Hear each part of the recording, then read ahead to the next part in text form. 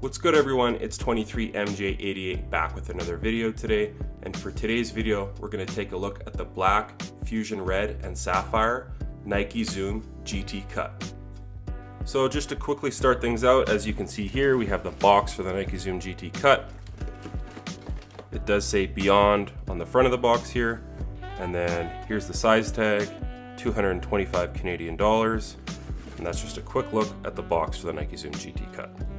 Just a quick 360 of both shoes. On the left shoe you do have GT with the Nike and the greater than logo, and then you have the cut emblem up top with Beyond on the right shoe, and then overall on the sides of the shoe they're exactly the same with the greater than emblem and Air Zoom, and then Nike React on the heel.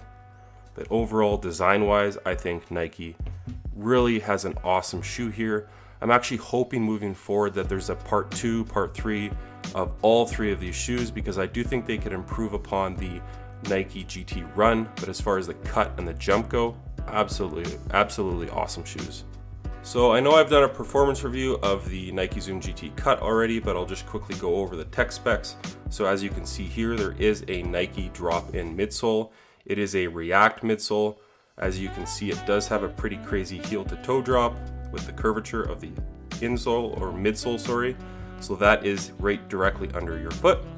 And then within the shoe, I'll just quickly show you, there is a full-length Zoom strobel set up directly under that drop-in midsole.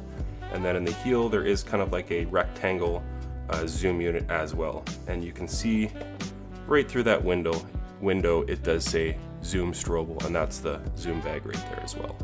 As far as for performance, I'm wondering if these will perform a little bit different. I know everything as far as the cushion is the exact same, but with that solid outsole on the bottom, I did have some issues with the USA colorway, the translucent outsole. It did collect dust and I was sliding a little bit. With the purple pair that I have, it was a lot better, being a darker translucent. But I am wondering with this solid outsole if it's going to perform a little bit better than both of those.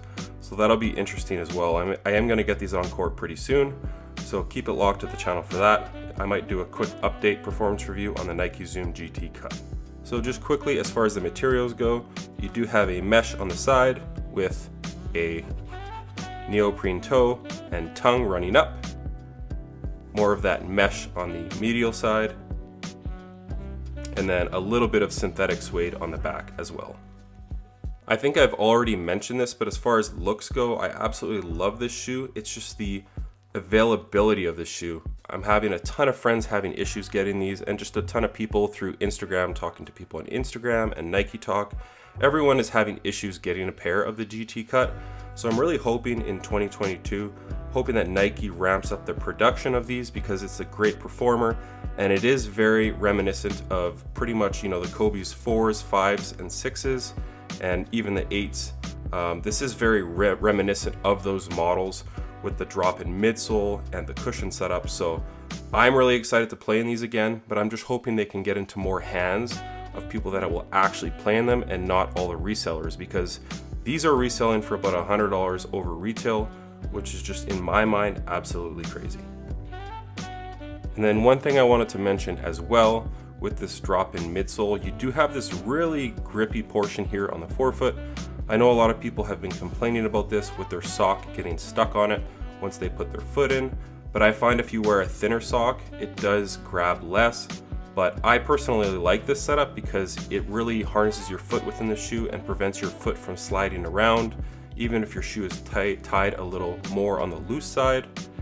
And then as well, you can see here it says Project with the foot in the middle, and then a couple of the logos here as well.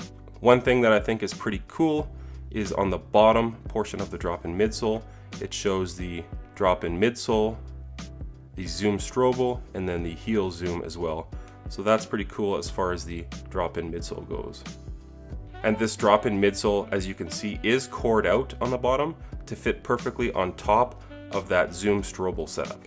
So that's going to do it for today's video on the Raptors Nike Zoom GT Cut colorway. As I stated, I'm really hoping Nike can produce more of these and maybe even put them on Nike ID or Nike by You. I know there's a lot of people I've been talking to saying that they would pay a little bit of a premium just to be able to get these and even be able to design them. So I think Nike is really missing the boat on that, but I'm really hoping that they do ramp up production of the Nike Zoom GT Cut so more people can enjoy these and get them on court. And it's just crazy to me because these actually released almost a year ago now. I think it was April 2021, but I think they really have a hit here in this model. You know, obviously with Kobe not being around anymore and not being signed to Nike anymore, I think this is a model that could really kind of take over what once was Kobe's shoes. I know for me personally, I would love if Nike could rekindle that relationship and start bringing out his shoes again.